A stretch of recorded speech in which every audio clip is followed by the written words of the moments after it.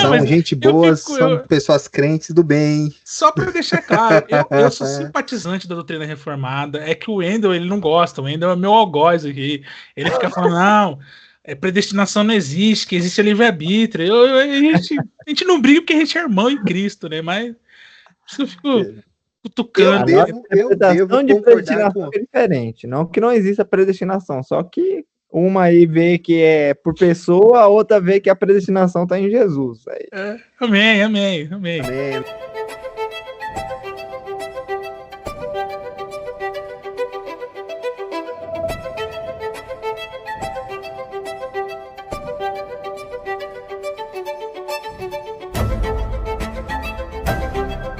Sejam muito bem-vindos, senão o Léo vai ficar bravo que a gente não começa, só enrola.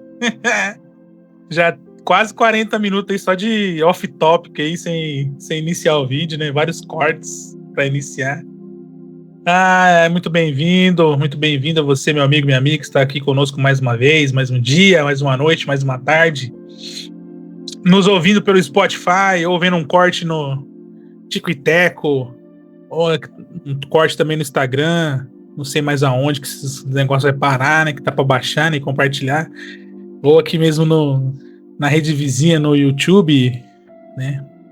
Só quem das antigas vai saber esses memes aí, né? Pelo amor de Deus, tá ficando velho. Eu até brinquei com o meu amigo Beto. Se você ouvir esse vídeo, cara, um forte abraço pra você. O Beto, ele é presbítero aqui da Presbiteriana de Cosmópolis, né? Eu falei pra ele, cara, que eu acho que da teologia reformada, eu acho que eu sou 98% reformado. Agora tem 2% que... Complicado, hein? Complicado. Eu não posso dizer que eu sou 100% reformado, porque eu sou continuista, cara. Pra mim não tem como, os dons... Esse é 1%. Continuam, cara. Não tem como mais, né? Tudo bem, né? Nosso foco hoje não é isso, nosso foco é a comunidade dos desigrejados e a perspectiva da carta de Paulo, né? E também uns recados aí até mesmo aqueles que congregam em uma denominação, né? Os templados, né? Não posso falar templários, porque vai falar, igreja católica, né? Queima ele. Tudo bem, né? Os destemplados e os templados, mas tá bom, vamos lá. E hoje, né? O Léo falou para vocês aí, quem está nos acompanhando, quem não está, já tem quase meia dúzia de vídeos aí para você ver. Pediu para vocês lerem o capítulo 7 ali, né? A continuação do capítulo 6. E hoje vamos entrar sobre a questão... nós estamos no mês de junino, né? Julino já, né? Julino, né? Mas mesmo assim, né? As festas típicas desse mês, né? Festa de São João. O Wendel já está no clima, já está de xadrez aí, né? Caipira. Amém, por isso, né? E vamos entrar no capítulo 8 falando sobre carnes sacrificadas a ídolos. Se é pecado ou não é pecado, né? E aí, Leozeira? Me diz aí, mano. É pecado ou não é pecado? Qual que é o versículo-chave desse capítulo de hoje aí, da nossa conversa? Isso aí. Primeiramente, uma boa noite a todos. Para você que está ouvindo, é muito bom ter você aqui com a gente. Não esqueça de se inscrever e comentar. Os seus comentários compartilhar também, tá? E por favor, Exato. Tá curta, tá? Viu o corte? Curta. E agora eu tô entendendo porque que os caras falam, curta e compartilha, tá? É muito importante a participação de vocês. Nós recebemos um comentário esses dias num vídeo que nos deixou muito animados, né? E é isso que nos motiva a continuar. Porque o intuito aqui é glorificar Deus, né? Mas vamos pro capítulo 8, então. Eu acho que quando a gente fala sobre sacrifício, ou melhor, sobre tudo que gera um tipo de polêmica, a gente precisa entender sempre o contexto, para começar.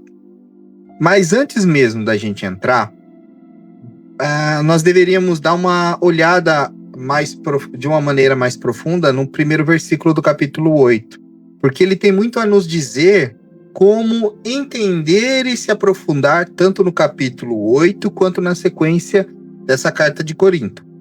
Olha só que interessante no versículo 8. Com respeito aos alimentos sacrificados aos ídolos, você vê que com respeito é num sentido de dar continuidade ao que ele estava falando antes.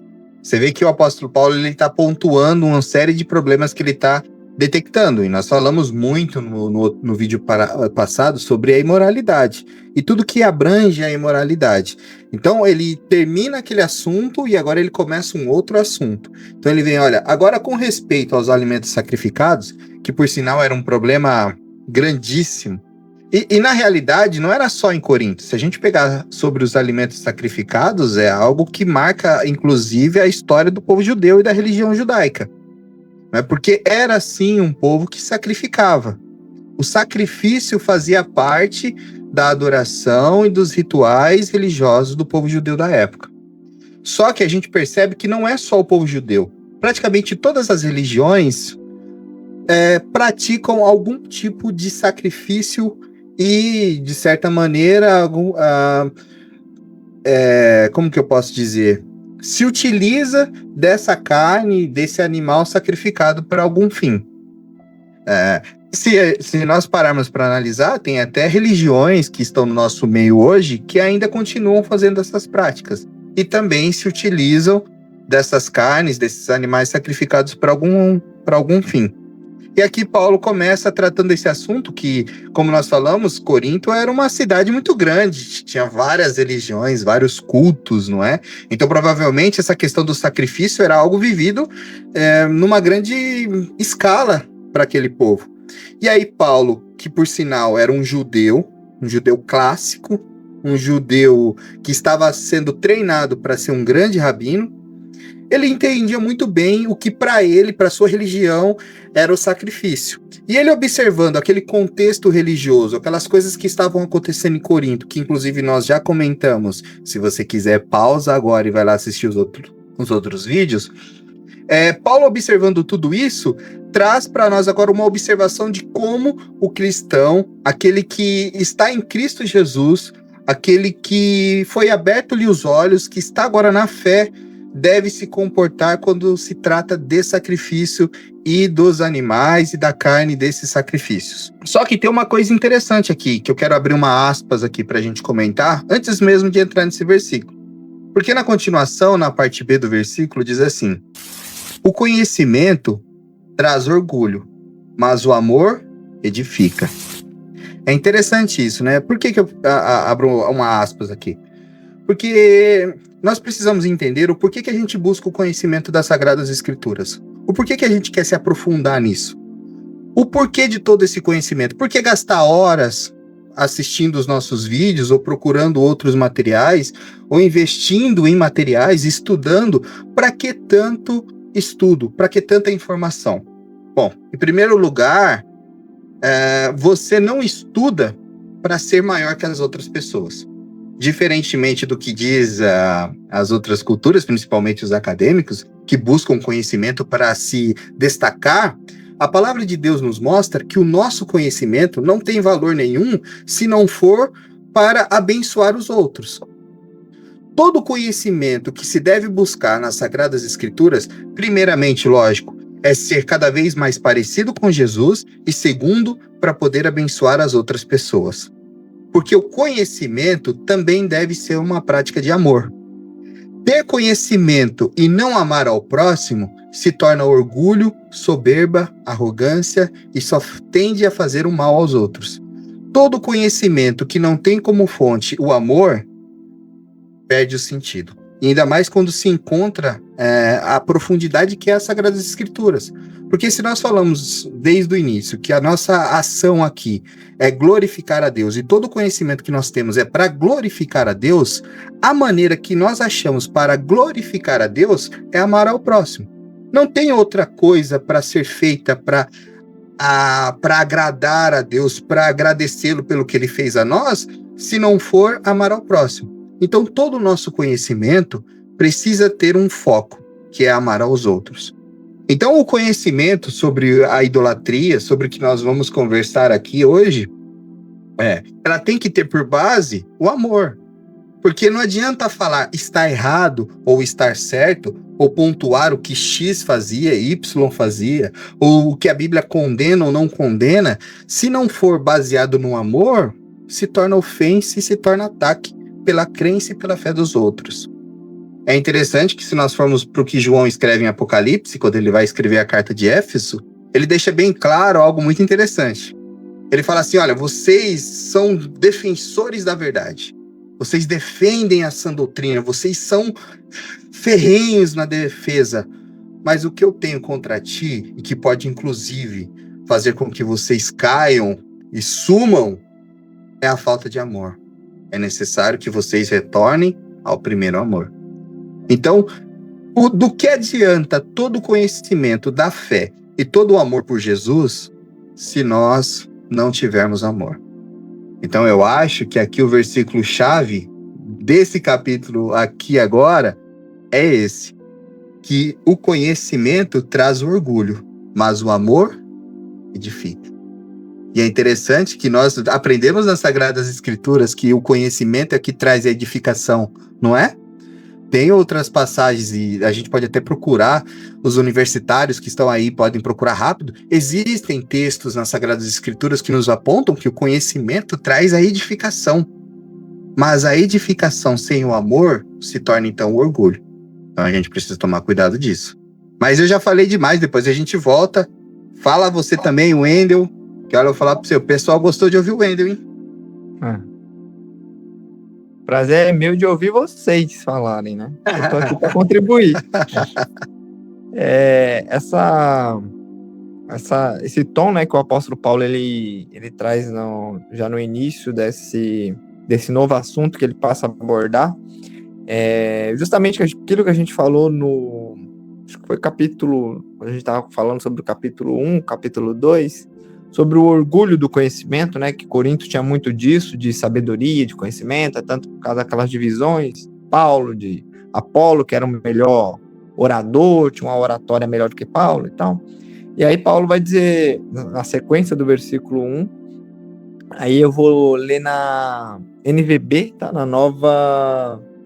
O que significa NVB que eu já esqueci?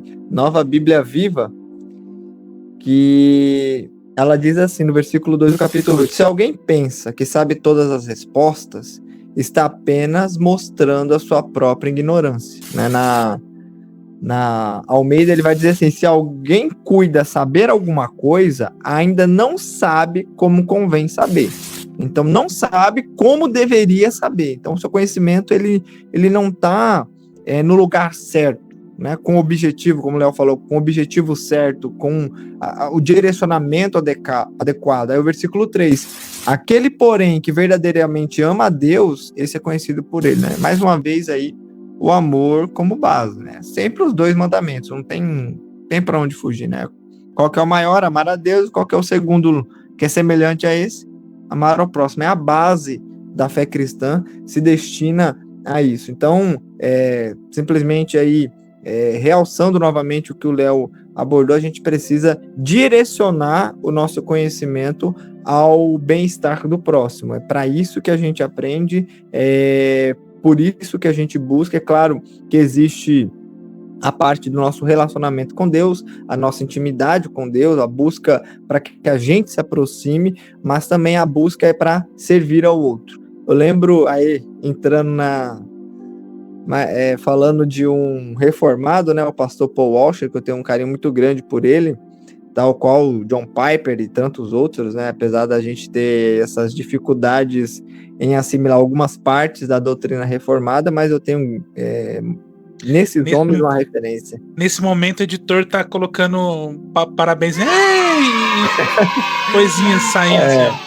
Não, eu leio muitos reformados, eu gosto dos reformados, na maior parte do contexto, né? Principalmente quando eles falam de santidade, eu gosto muito disso. Então, nesse aspecto, o pastor Paul Washer,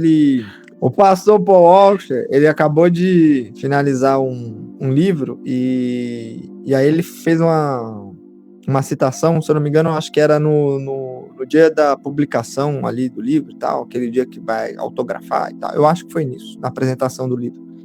E aí ele fala uma coisa muito importante, ele fala que ele, como servo de Deus, que foi chamado para expressar o conhecimento, todas as vezes que ele se sentia cansado, fadigado, que ele pensava, não, hoje eu não vou estudar para escrever, hoje eu não vou montar a estrutura do livro, ele diz que ele pensava não vou me lembrar aqui com precisão qual que eram as profissões, mas ele, se não me engano, ele citou um mecânico, uma irmã que trabalhava na cozinha, vários outros setores, pessoas que não tinham tempo que ele tem para sentar, aprender, se desenvolver. Então, ele estava estudando e escrevendo para que aquelas pessoas que não têm o tempo dele para reunir todas essas informações pudessem comprar aquele livro, adquirir, ganhar de presente, e a partir disso ter um número grande de informações sobre como servir a Deus melhor, como andar com Deus, como entender mais a palavra de Deus.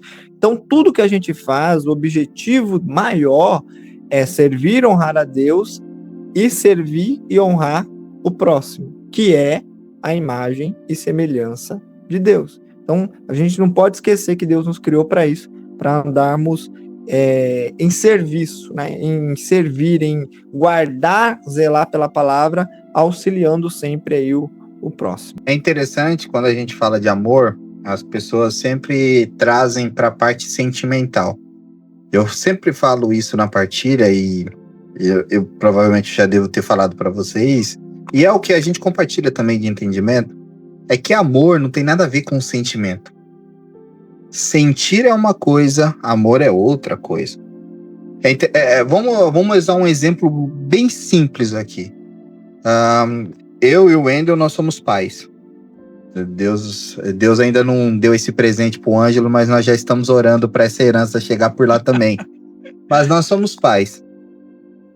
O nosso filho pode nos irritar pra caramba. Pode deixar a gente bravo, nervoso e estressado, e isso acontece.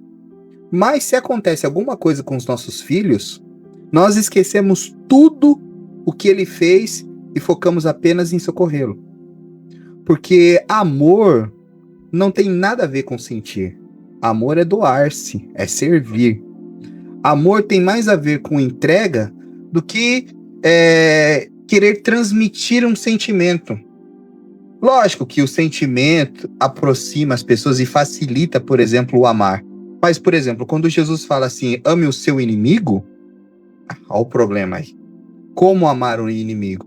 Se nós levarmos o amor para o âmbito do sentimento, se torna impossível amar o inimigo. Porque como eu vou amar aquele que nesse momento eu estou magoado, estou chateado, estou nervoso, ou fez algo que me deixou completamente irado, não é? Porque amar não tem a ver com sentir. Amar tem a ver com a entrega e com o serviço que você faz em benefício ao outro. Então há como amar ao inimigo, orando por ele, intercedendo por ele, corrigindo, não é? Percebe-se quando a gente mistura essas coisas, fica complicado mesmo, né? Então, quando a gente fala de amar, e é o que, por exemplo, nos faz caminhar na fé, que é o principal, né? O próprio apóstolo Paulo, se eu não me engano, acho que nós vamos até comentar sobre isso, se eu não me engano, acho que em 1 Coríntios 13, ele fala, né, que no fim restará a fé, a esperança e o amor. Mas a principal das três é o amor. A esperança carregada de sentimentos, a fé na confiança daquilo que realmente, né, aquela certeza daquilo que a gente não vê, não sabe, não toca, mas é o amor que é baseado na nossa entrega, na nossa devoção tanto a Deus quanto ao próximo, é o que faz a diferença. E o próprio apóstolo João escreve isso, né? Ele fala, quem afirma que ama a Deus, mas odeia o seu irmão, é mentiroso. Mas antes disso, até marquei aqui, no versículo 8 do capítulo 4, ele diz, quem não ama, não conhece a Deus, porque Deus é amor. E aí a gente volta para esse versículo, né? Porque o conhecimento sem amor é o orgulho, porque o amor é que de fato edifica, né? Então o conhecer a Deus, que é o que o João está dizendo aqui, não conhecer a Deus, esse não conhecimento sobre Deus é demonstrado na sua falta de amor. Interessante isso. E fala também, Ângelo, você tá falando pouco, cara. Wendel, eu tô achando que ele quis começar o vídeo só pra ficar quietinho ali, né? Mas vamos... só quer mediar. Vamos puxar ele, pode falar. Tava pensando hoje assim, eu só dei o pontapé inicial pra motivar os dois, né? Eu gravei o primeiro vídeo, os caras falaram, vamos fazer junto, vamos embora. Deixa vocês falarem, né? O amor é, acho que o sentimento mais forte que tem, né? Não sei se o Wendel já assistiu, mas o Léo já Já assistiu o Interestelar, né? Mesmo que seja um filme que não fale de Cristo, não seja cristão, mas ele fala do que o amor, né? O amor é aquilo que ultrapassa o espaço e o tempo. O amor é a única coisa que somos capazes de perceber que transcende as dimensões do tempo e do espaço. Eu vejo Cristo nisso, nessa frase, naquele contexto, naquela cena. E é difícil você falar do amor num mundo que não tem amor. E uma pregação antiga que eu escutei de um pastor pentecostal, não vou falar o nome dele aqui, vou falar pra vocês, mas vou cortar. Abílio Santana. Eu deixaria. Deixa. Só pra lembrar do tempo de tortura na... De tortura que você me fazia passar, né? E ele fala, ele tem uma mensagem, não sei, mas ele tem uma frase numa das pregações dele que ele fala que romanizaram o amor. Que é o amor em português de trás pra frente, né? É Roma. E ele faz esse jogo de palavras, romanizaram o amor. E o que ele quer dizer quando romanizaram o amor? Banalizaram. Deixaram algo, como o Léo comentou assim, o amor resumido ao sentimento. Da frente para trás. Romanismo. Ei, puro.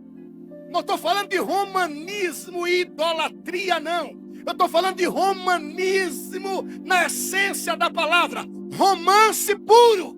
Tanto é que ele diz: tenho, porém, contra ti que deixastes o amor. Que deixaram o amor de lado e abraçaram o romanismo. E o que ele quer dizer quando romanizaram o amor? Banalizaram. Deixaram algo, como o Léo comentou assim, o amor resumido ao sentimento. E o amor não é resumido ao sentimento. O amor é algo mais profundo, mais concreto. A base do cristianismo é o amor. Porque Deus amou o mundo de tal maneira. Cristo na cruz, antes de morrer, falou para João, eis aí a sua mãe. Ele deixou a mãe aos cuidados do seu apóstolo que ele mais amava, do apóstolo amado, né? Do mais novo, do mais jovem ali. E quando você resume o amor a sentimentos, você coloca o amor em um estado temporal. E o amor é algo atemporal. Porque quando você coloca o amor no sentimento, nesse momento eu amo fulano de tal, eu amo tal pessoa. Aquela pessoa fez algo que ele não gostou, agrediu de alguma maneira, verbalmente, fisicamente, sofreu algum tipo de... até coisas graves, ou até mesmo bobagens que o outro fez, já não amo mais. Não, mas você nunca amou aquela pessoa. Você só estava apaixonado, criou um sentimento, um espantalho e falou que é amor. Você nunca amou aquela pessoa de verdade. Porque igual o Léo falou, em questão de pais, né? A criança pode pendurar no teto, botar fogo na casa, mas ela caiu, machucou o joelho e você esquece tudo que ela fez. Você deixa aquilo, né? E vai em socorro do seu filho para ajudar ele. Jesus falou: vocês sendo maus, sabem dar coisas boas aos seus filhos, que dirá o Pai do céu, né? Seu filho pede pão, você vai dar pedra? Pede peixe, você vai dar uma serpente, né? Por isso que um dos maiores conselhos para pais, e eu acho que eu sei, e não é porque a gente tá filmando aqui não, mas eu sei que o Wendel faz muito isso, é não corrigir os seus filhos no ato em que eles aprontaram, para não confundir a sua ação com o seu sentimento. Porque a correção de um pai para o seu filho é um ato de amor. Tem que ser assim. Agora, se você o corrige na fúria da sua raiva, você interfere no que deveria ser algo mais simples, ou algo profundo, simples e demonstrado em ações. Porque você está agindo baseado no seu sentimento. Da raiva, daquela explosão. E eu acho que é isso que João quis dizer, como eu citei aqui na carta de Efésios. Porque não adianta nada eu querer dizer ao meu irmão que ele está errado, sendo que a minha ação é movida pelo que eu sinto por ele. Ou por eu querer o seu mal. Ou até pode ser pelo sentimento, mas esse sentimento deveria ser amor, não vingança. Raiva. Eu acho que porque o amor transcende os sentimentos, como nós estamos falando aqui. Então, não tem como, por exemplo, eu abrir a palavra de Deus para corrigir o meu irmão se eu estou motivado pelos meus sentimentos, não é? E olha para você ver que pano de fundo maravilhoso que nós armamos aqui para poder falar sobre o que Paulo vai comentar aqui. Porque se você ler, por exemplo, eu vou ler aqui o versículo 4, ó. Portanto, em relação ao alimento sacrificado aos ídolos, sabemos que o ídolo não significa nada no mundo e que só existe um Deus. Quando a gente trata esse versículo com amor, não é um ataque àquelas pessoas que a nossa fé aponta como idólatras ou que possuem os ídolos. Nós não estamos falando aqui para atacar a fé de ninguém baseado naquilo que eu sinto, mas é uma atitude de amor do próprio apóstolo Paulo de ver as pessoas, por exemplo, aprisionadas em ídolos, que quando nós abrimos os olhos para a nossa fé, a gente percebe que não significa nada, que não são nada ou não existem, não podem nos causar nada porque não tem poder nenhum sobre eles, né? Mas você percebe como cria dois sentidos, com e sem o amor? Exatamente. Já entrando agora, acho que a gente já pode, né, aprofundar um pouco mais Por favor. no capítulo, entrar no assunto mais propriamente dito, estabelecido já esse pano de fundo, como o Léo falou, e aí Paulo ele vai argumentar o seguinte, versículo 5, né, de acordo com algumas pessoas, há chamados deuses, tanto no céu como na terra. Então, de acordo com a visão de mundo de muitas pessoas, havia ainda deuses no mundo. Então, a pessoa acreditava que havia deuses de fato. Nós, porém, versículo 6, sabemos que há um só Deus, né? E aí ele vai afirmar que há um só Deus e a pessoa bendita do nosso Senhor Jesus Cristo. Contudo, versículo 7, alguns santos não compreendem isso. O que os santos, os convertidos não compreendem? Que existe só um Deus. Para eles é difícil compreender isso. Então, eles não compreendem isso ainda. Então, ainda havia irmãos na igreja de Corinto que eram politeístas, que acreditavam na existência de mais de um Deus. Tá? Então, ou enoteístas, né? Que creem que existe um Deus superior e outros menores. Perfeito. E fazendo um adendo aqui, antes da continuação do Ângelo, desculpa te corrigir, Wendel. Por favor. E é uma coisa interessante que eu acho que o Ângelo falou sobre isso uma vez em uma das nossas conversas, que eu nunca tinha reparado, e depois disso eu prestei atenção. Se a gente analisar, por exemplo, o Velho Testamento inteiro, não tem uma discussão se existe um único Deus ou não. Na realidade, a discussão é qual Deus é mais forte. Para você ter noção que a cultura da época, a ideia mais forte é que de fato existiam vários deuses, né? Tanto que você percebe que a briga no Velho Testamento é para mostrar qual Deus é mais forte. Você pega, por exemplo, aqui aquela cena de Elias, né, com os profetas de Baal. Pede para Baal mandar fogo. O cara é debochado. Ali Elias queria fazer uma demonstração da força do Deus que ele servia e da fraqueza de Baal. Intolerante. Não é? Desculpa te cortar aí, Wendel, só pra... Perfeito. Então, assim, a conduta de alguns irmãos, a perspectiva de mundo, a cosmovisão de alguns irmãos, ainda estava atrelada à cultura deles, né? Então, eles vieram de uma cultura que havia vários deuses, sacrificava vários deuses, e eles não conseguiam ainda assimilar. São pessoas provavelmente mais simples, com a dificuldade de assimilar informações novas, enfim. Então tinha esses irmãos, que eram irmãos em Cristo, tá? Que eram, pelo menos é como Paulo os trata. Paulo chama alguns santos, que não conseguem compreender isso. Foram acostumados a pensar nos ídolos como se tivessem vida, e que a comida oferecida a eles foi oferecida a deuses verdadeiros, ou seja, seres espirituais que verdadeiramente existem. Assim, quando comem essa comida, a sua consciência é fraca e fica contaminada, ou seja, eles se sentem culpados por estar se assentando à mesa de outros deuses e não somente à mesa do Senhor Jesus, que era posta ali uma vez por semana, eu acredito que no domingo, ou era uma vez por mês, no Ágape, né, na reunião do amor, que eles tinham. Acho que, se não me engano, pela história da igreja, uma vez na semana, principalmente no domingo. Todo domingo, né? Então, tinha essa refeição, e aí os irmãos mais simples pensavam, não, a gente não pode se sentar para comer a comida dos ídolos, porque para eles, dos deuses, porque para eles de fato existiam esses deuses. Eles eram fracos, eles eram enganadores, não eram o verdadeiro Deus ou coisa parecida, mas ainda eram seres espirituais ali que tinham autoridade. Aí Paulo trata disso. Aí Paulo vai dizer para esses irmãos que sabem, ó, você que entende que não são, versículo 8, lembre-se tão somente que Deus não se importa se comemos isso ou não. Não ficaremos piores se comermos, nem melhores se o comermos. Se comer, não melhora nada, e se não comer também não te faz melhor, superior a nada.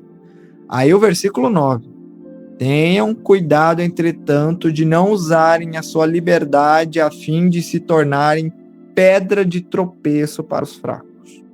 Olhem para os mais fracos e se condoa por eles. Porque se um irmão vê você sentado na mesa, né, era comum, como o Léo falou, né, havia muito sacrifício, a gente falou isso em outros vídeos, havia um sacrifício muito grande de animais em algumas festas, e o povo consumia muita carne durante o culto, o ritual, mas sobrava, era muito sacrifício, não sobrava. Eles pegavam essa carne e levavam para a feira no outro dia para ser vendida. E tudo ali foi oferecido, foi sacrificado aos ídolos, então era oferecido mesmo.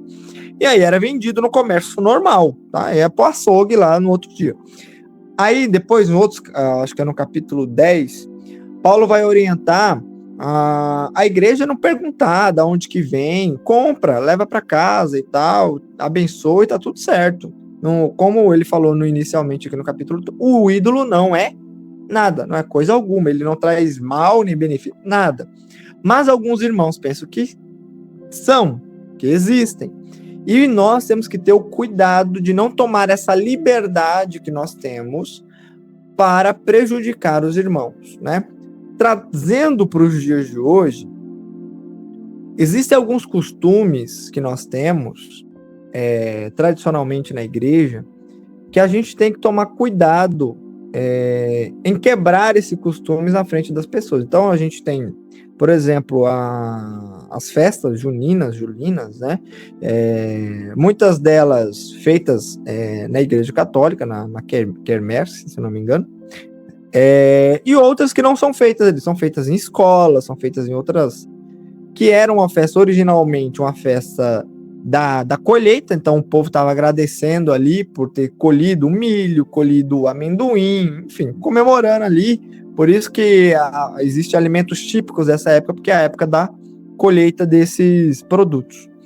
E a Igreja Católica tomou essa festa, juntou junto com essa festa, e depois foi agregando aos santos e tal, e aí a Igreja Evangélica, ela começou a entender que tudo ali era contaminado, tudo ali era ruim, nada ali poderia ser aceito. Nós entendemos, como Paulo disse, que o ídolo não é nada. Não é nada, é coisa nenhuma.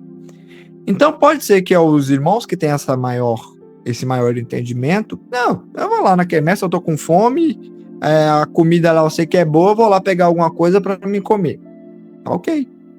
Mas se algum irmão entende que esta ação produz para você algum pecado, e esse irmão fala, se fulano vai, eu também vou, e ele se condói na consciência dele, não é nem você, ele não vai nem te atacar.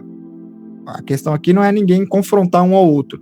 A questão é o outro ir comer aquilo que você está comendo, e na consciência dele, ele se sentir pecador por isso. Aí Paulo vai dizer, aí vocês estão usando a liberdade de vocês da forma errada. Precisa haver da parte de vocês um cuidado, um zelo para com o próximo. Aí versículo 13, eu encerro aqui. Portanto, se comer carne oferecida a ídolos fizer o meu irmão pecar, não comerei mais carne, porque não quero fazer o meu irmão tropeçar. A preocupação com o outro. Então, às vezes, hoje em dia a gente tem muita discussão, por exemplo, sobre vestimenta. Eu já vi algumas irmãs discutirem sobre isso, elas falaram, não, a perspectiva ruim está nos olhos de quem vê, eu só estou vestido aquilo que eu me sinto confortável. Irmã, de acordo com as escrituras, você tem que se preocupar com os outros. Ah, mas é o irmão que está olhando. Então, você tem que se preocupar com a consciência dos outros e não só com a sua. Ah, minha consciência está limpa. Ok, glória a Deus, está limpa, está bonitinha, tá bom. Mas, e pro outro? A Bíblia nos orienta a se preocupar com o próximo. E isso em várias outras situações, tá? Eu tô dando esse exemplo que eu acho que é o exemplo mais popular que eu poderia utilizar aqui, mas em várias outras coisas, né? Então, por exemplo, você tá congregando em uma igreja que ela é muito tradicional e ela, por exemplo, repele qualquer tipo de vínculo ao esporte, ao futebol. Você não vai andar por aí com camisa de time. Você vai respeitar os seus irmãos. Entendeu? Então, assim, é ofertar a vida em benefício do outro. É claro que tudo isso existe um limite, é necessário um consenso, é necessário uma ponderação, mas, de um modo geral, Paulo vai dizer, se eu comer carne sacrificada, eu carrego o meu irmão para o pecado, faço ele tropeçar, eu nunca mais vou comer carne sacrificada. Então, eu abro mão da minha liberdade em benefício do outro. Porque ser livre não quer dizer que eu tenha que fazer tudo que me der na telha. Ser livre justamente significa que você tem liberdade de negar a sua própria vontade para fazer alguma coisa. Então, se você é livre, você consegue controlar.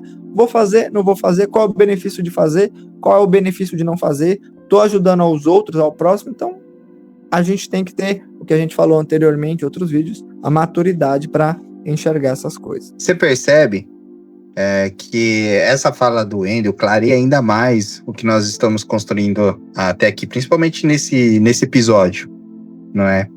Porque assim, o que o Wendel falou sobre essas regras que às vezes é nos ensinada na igreja, ela precisa ter um conhecimento mais abrangente, principalmente apontando para essa questão do amor e dessa... Porque você dizer, por exemplo, para uma pessoa que acabou de entrar na igreja, você não pode fazer isso, aquilo, mas não traz a ela uma edificação clara de que isso deveria ser um ato de amor e não um ato próprio, faz com que a pessoa pense como, por exemplo, o que o Wendel falou aqui. Não, mas é uma roupa que eu me sinto bem, a maldade está nos olhos da pessoa. Só que a fé não tem a ver somente com a gente, né? A nossa fé é uma fé comunitária. O Pai é nosso, o pão é nosso, os pecados são nossos, o reino é de Deus, não é? Mas é algo sempre no plural, né, meus amigos? É algo comunitário. Então não adianta a gente ter essa ideia. Se nós não levarmos em consideração essa edificação que ela é feita no amor, e é isso que as igrejas precisam trabalhar, as regras que são colocadas ou passadas acabam se tornando um jugo muito pesado que nem o próprio Senhor Jesus colocou. E aí, quando vem a pancada, acaba não sendo mais um ato de amor, mas sim um ato impulsionado numa revolta. Não é, eu vou comer sim, e daí a Bíblia está falando que não é pecado.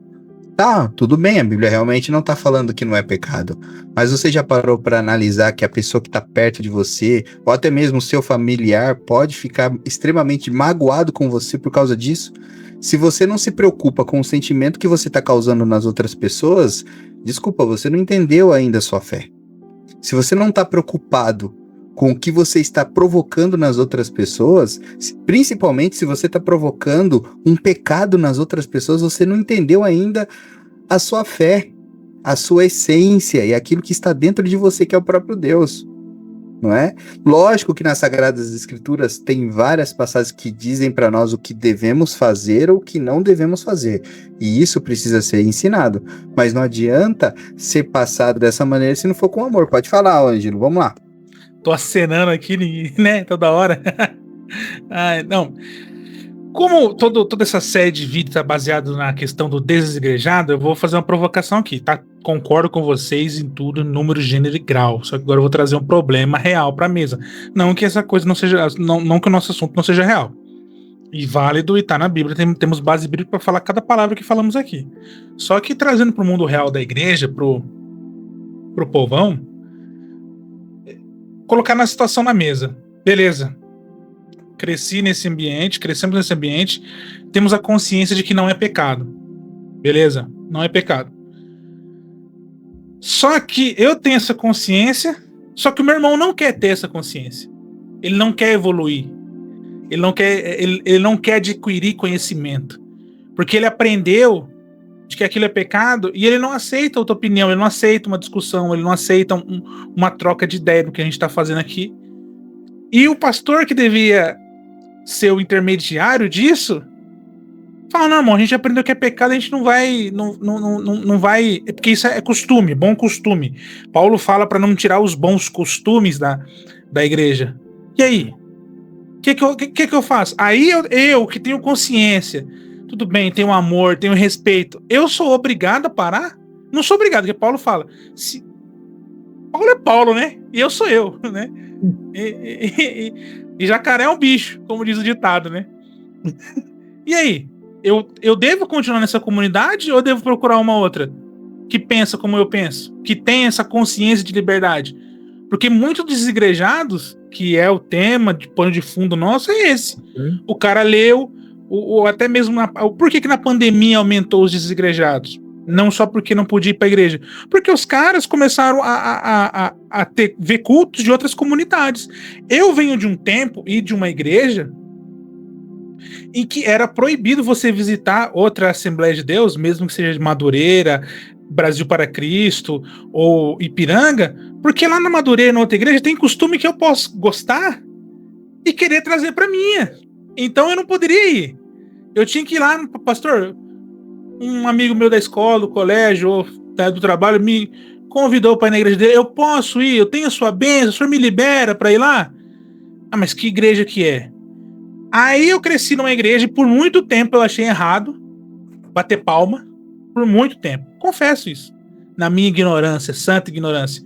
Até começar a parar e ler alguns salmos que falava, louvem o Senhor com palmas. Eu falei, mas peraí, se os salmos que tá na Bíblia, que eu acredito que é inspirada, fala para louvar a Deus com palmas, por que eu acho pecado e por que na minha congregação é pecado bater palma? Só porque é um costume? Aí quando eu levo esse costume, os mais antigos se escandalizam, e porque eu tenho essa consciência nova em Cristo, me tornei de fato, depois de muito tempo, uma nova criatura, eu tenho que me sujeitar a costumes que, igual você falou, que muitas vezes Cristo nem falou, Cristo nem colocou? E aí? Eu coloco essa provocação agora pra vocês falarem que eu não falo. Falei, agora eu coloquei essa provocação. Vocês se viram pra resolver esse pepino agora. Ele só fala pra pôr a gente na berlinda. Ainda bem que eu fui o último a falar antes do Ângelo. Agora é a vez do Wendel.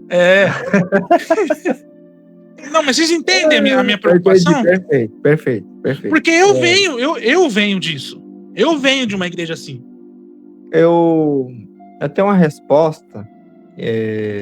Enquanto você tava Prepara falando... Prepara o coração, hein? Eu tava meditando e tal, e lembrando de algumas circunstâncias similares ao que você tá falando aí, né? Eu acredito o seguinte, né? Se você gostou do vídeo até aqui, curta, compartilha, não esqueça de nos ajudar com um like, um comentar também. E aguarde o próximo capítulo do nosso podcast, que será... Deus deseja ser amado no próximo.